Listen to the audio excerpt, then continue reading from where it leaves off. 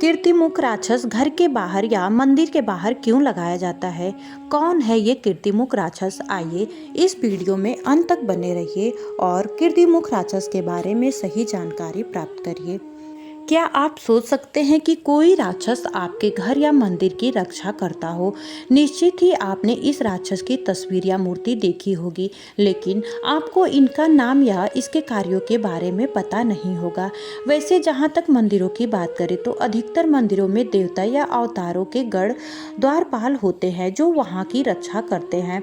और यदि हम देवताओं की बात करें तो भैरव महाराज, गरुड़ भगवान और रामदूत हनुमान जी मंदिरों की रक्षा करते हैं। हालांकि हम यहाँ बात कर रहे हैं एक राक्षस की।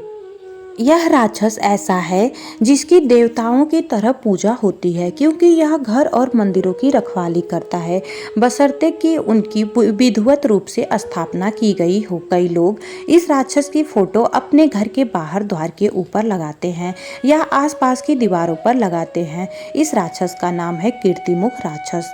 इस राक्षस की उत्पत्ति कैसे हुई, आइए उसके बारे में आपको जानकारी देते हैं।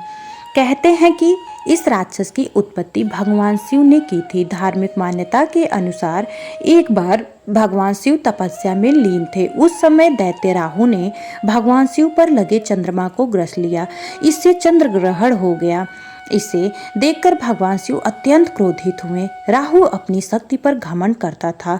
शिव जी ने राहु का घमंड चूर करने के लिए अपने ही कड़ से कीर्तिमुख की उत्पत्ति की। शिव जी ने कीर्तिमुख को आदेश दिया कि राहु को खा जाओ। यह देखकर राहु घबरा गया और वह शिव जी के चरणों में गिरकर क्षमा मांगने लगा।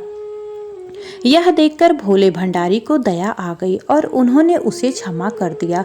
इसके बाद वे पुनः तपस्या में चले गए तो कीर्तिमुख ने कहा कि प्रभु, मुझे बहुत भूख लगी है, मैं अब किसे खाऊं? तपस्या में लीन महादेव ने कहा कि तुम खुद को ही खा लो। यह सुनते ही राक्षस ने खुद को ही खाना शुरू कर दिया।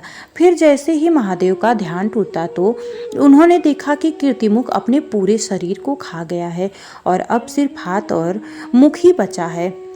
यह देखकर शिवजी ने उसे रोका और कहा कि मैं तुमसे प्रसन्न हुआ। आज से तुम जहाँ भी विराजमान हो जाओ वहाँ की नकारात्मक शक्तियों को खा जाओगे, वहाँ के द्वेष और क्रोध को भी खा जाओगे। इसके बाद से ही कीर्तिमुख को देवताओं की तरह पूजा जाने लगा, जो कि घर और मंदिर के आसपास की नकारात्मक शक्तियों को खा जाता है।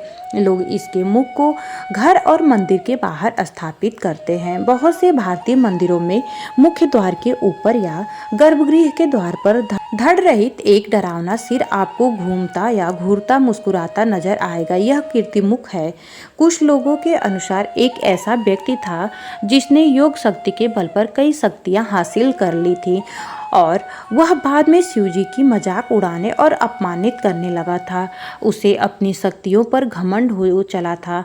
शिव ने क्रोध में आकर एक राक्षस बनाया और उसे इस योगी को खाने का आदेश दिया। योगी शिवजी के चरणों में गिर गया तो शिवजी ने उसे क्षमा कर दिया। तो आपको मेरी ये जानकारी कैसी लगी? कमेंट में ओम नमः शिवाय लिखकर जरूर बताइएगा। धन्यवाद।